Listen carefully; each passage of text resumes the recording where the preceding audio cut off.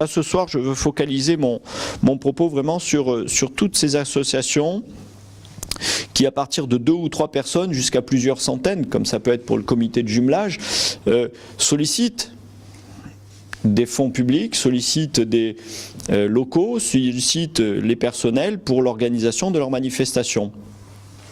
Et je parlais du comité de jumelage. Le comité de jumelage, vous le savez, c'est né d'une volonté politique entre Eisenhower et De Gaulle lorsqu'il a fallu réconcilier les peuples allemands et français. C'était une politique très forte, très belle, de lancer une dynamique à travers un réseau d'associations pour créer des jumelages entre les villes et permettre aux habitants français et aux Allemands d'aller se retrouver d'une manière amicale, de permettre aux enfants des écoles d'aller dans d'autres pays, et qu'à partir de ce jumelage, ce binomage entre l'Allemagne et la France sur les premiers parrainages, les parrainages se sont ouverts à toutes les régions géographiques du monde. Et c'est une belle politique. Et la ville de Fréjus est une ville très dynamique à ce niveau-là, et tant mieux. Ça a permis à des tas de gamins d'aller voir comment ça se passait ailleurs, et quand on envoie des gamins dans une autre culture, ça leur ouvre l'esprit, il n'y a rien de tel.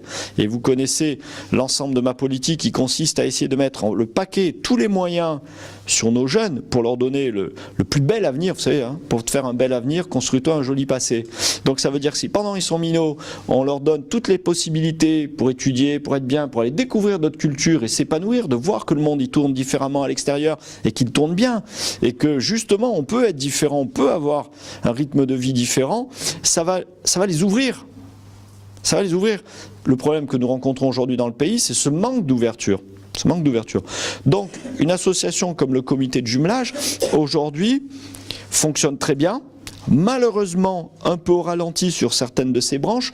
Je pense notamment au jumelage que l'on a avec Doumbéa, parce que justement aujourd'hui, les billets d'avion coûtent cher et on a des difficultés pour envoyer des classes en Nouvelle-Calédonie. Pourtant, ça serait pas mal de les envoyer en Nouvelle-Calédonie. Or, comme vous savez, chaque fois, on a un choix. On ne va pas augmenter nos impôts, donc on va essayer de prendre ailleurs. Et on va regarder ailleurs.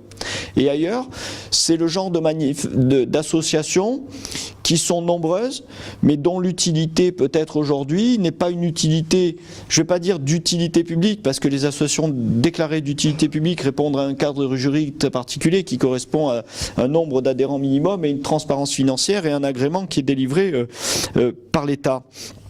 Mais dans la vocation, je veux dire, les donneurs de sang, ils ont une utilité publique que personne ne peut contester. Les amis de Paola, la conférence de Saint-Vincent-de-Paul, les Restos du Cœur, Entraide 83, il y a le Secours catholique, le Secours populaire, je vais en oublier aucun, je suis en train d'en oublier un, ça va me revenir après. Emmaüs ont une vocation d'utilité publique évidente, donc on doit être au contact et garder ce genre d'association. Il y a d'autres associations qui sont là plus pour des moments festifs, mais qui peuvent occuper les gens, qui sont venus s'installer à Fréjus parce que les autres villes étaient beaucoup plus draconiennes dans les exigences qu'elles imposaient, et qui fait qu'on s'est retrouvé, la ville de Fréjus a accordé beaucoup de salles, beaucoup d'aides à des associations, où parfois même les gens qui s'y amusent ou qui s'y occupent sont complètement extérieurs à la ville. Donc à ce niveau-là, à mon avis, il faudra qu'on soit extrêmement vigilant et qu'on reprenne dedans et qu'on regarde d'un peu plus près ce qui s'y passe et qu'on soit un peu plus logique. De la même manière que je l'ai vu très souvent, voir des associations être subventionnées alors que théoriquement elles n'avaient pas le droit. Vous savez que pour toucher une subvention publique, une association, elle doit justifier de 2 ans d'existence. Pourquoi ? Parce qu'elle doit fournir 2 bilans. Donc ça veut dire que pour avoir 2 bilans, il faut exister depuis 2 ans par ses moyens propres. Or, j'ai vu des tas de choses, je l'ai fait moi-même. Quand j'étais DIRCAB, on prenait des subventions au Conseil général sur les crédits d'animation, et des fois on arrivait à faire passer à des dossiers qui avaient moins de 2 ans d'existence. C'est quand même pas normal.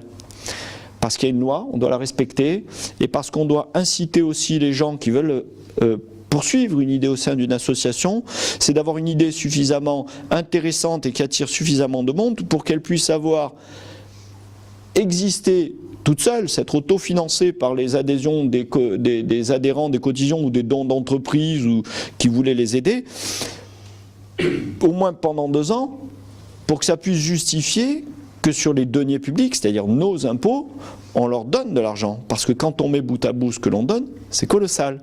Quand en plus vous donnez une salle, quand en plus vous donnez d'autres moyens, chaque fois qu'il y a une manifestation qui a lieu le week-end, le plus souvent, et qu'on a des personnels communaux qui sont là pour préparer, mettre en place des barrières, mettre en place des tables ou préparer des éléments techniques, c'est énormément de personnel. Avec les problèmes que l'on a depuis la fiscalisation des heures sup et donc le rabotage des heures sup en mairie, ça pose un vrai problème, presque inique aussi.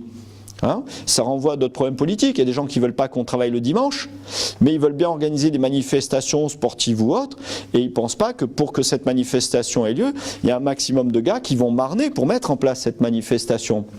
Quand j'étais DIRCAB, j'animais une réunion qui s'appelait la réunion de coordination. Tous les 15 jours, on avait les gars des services techniques, les gars de la base, le service des fêtes, on avait un gars de la police municipale, on avait quelqu'un de la communication, on avait quelqu'un des institutions municipales pour prendre les arrêtés, et tous les 15 jours, on passait en revue, cette commission existe toujours d'ailleurs, on passait en revue les demandes des associations. Et on voit que sans arrêt, il y a des associations de bénévoles qui ont envie de faire quelque chose, ils ont envie d'avoir fait une manifestation, mais quand ils vous mettent la liste des choses qu'ils vous demandent, on voudrait le faire à la base. Bon, on voudrait en même temps qu'on ait X barrières pour faire un enclos parce qu'on veut isoler, spotter l'endroit où on se trouve. Bon, on voudrait des tables pour pouvoir servir à boire. On voudrait que vous nous mettiez des personnels pour nous servir à boire et on aimerait que vous payiez l'apéro. C'est ça, hein, en permanence. Et donc vous vous rendez compte qu'on ne tournait que... En fait, les gens, ils avaient une idée, mais c'est nous qui la mettions en place. Et ça, c'est le lot quotidien.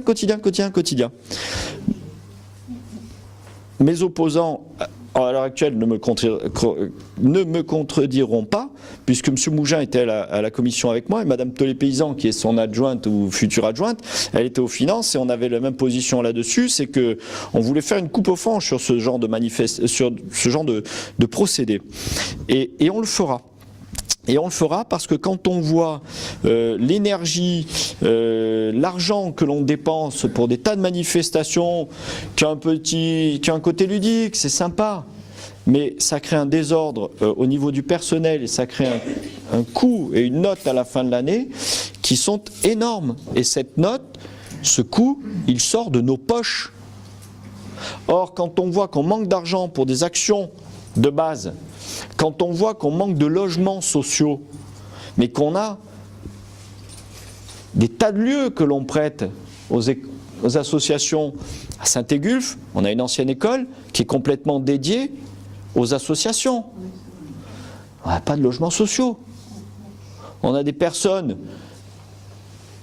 qui ont atteint le noble âge à Saint-Égulphe, qui ont toujours vécu, et qui aujourd'hui, compte tenu de leur retraite, l'effet ciseau entre la retraite et le coût de l'immobilier à Saint-Égulphe, ne peuvent plus se loger.